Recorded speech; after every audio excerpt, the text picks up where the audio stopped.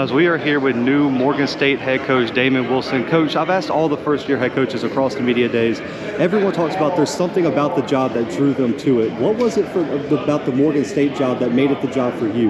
Well, Morgan State is only 30 minutes from my house now. And meeting the president, Dr. Wilson, and Ms. Dean, our new athletic director, I felt the timing and the job was right. Understanding Morgan's history from a football standpoint, it was an exciting opportunity, to take what we've been able to accomplish at Bowie State, to take it up the road and not relocate my family. I think it's a great opportunity to join a very good conference. And Coach, what are the keys for you to bring that success you had at Bowie State to Morgan State? The biggest thing is getting the guys to buy into and changing the mindset of folks on campus and the community.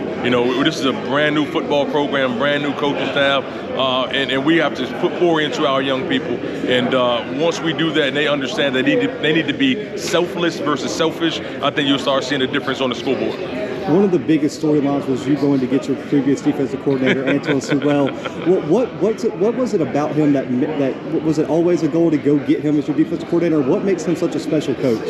I had the opportunity to coach Sewell, as a player for a year or two, and then we've been together for years. We was together at Prairie View, we were together at Bowie State for years.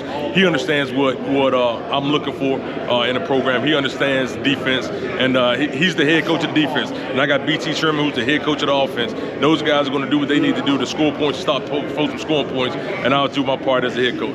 And Coach, going through spring practices, going through some workouts, you got a little bit of a late start, but what have you seen about this team that makes you feel like it could be special going into 2022? Well, missed spring ball. I was hired after spring, so I only had an opportunity to see us work out really in July. And the one thing that I'm blessed to say, I have a smart group of guys that are retaining information, guys that are doing that extra right now, and that's going to carry over to the football season. So when the other guys join our program, when we start camp next week, the guys that weren't around all summer, the foundation has been laid. So now we're just going to go brick by brick and get better each day, and we'll be in great shape.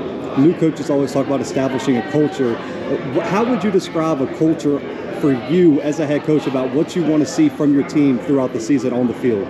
We want to do all the little things right. We want to do all the little things right. We want to make sure that we're on campus, we're positive on campus, positive in the community. And like I said, the football piece is going to take care of itself. We want to master the things that don't require any athletic ability. The master the things, we want to effort, we want to be on time. We want to do those things. We do those things right, we will be in great shape. You've done a great job developing players at Bowie and throughout your stops.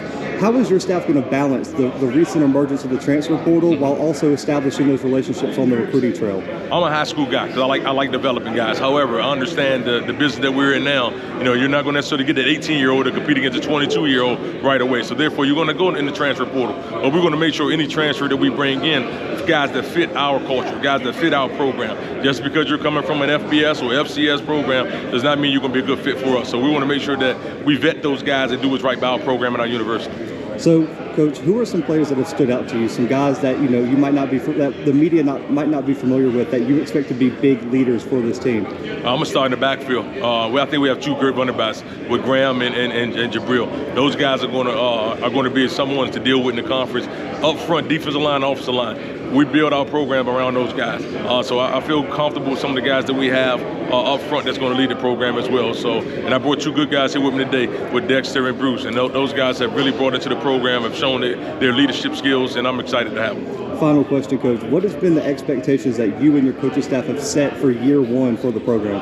We want to get better each day, and we want to win a championship. That's it.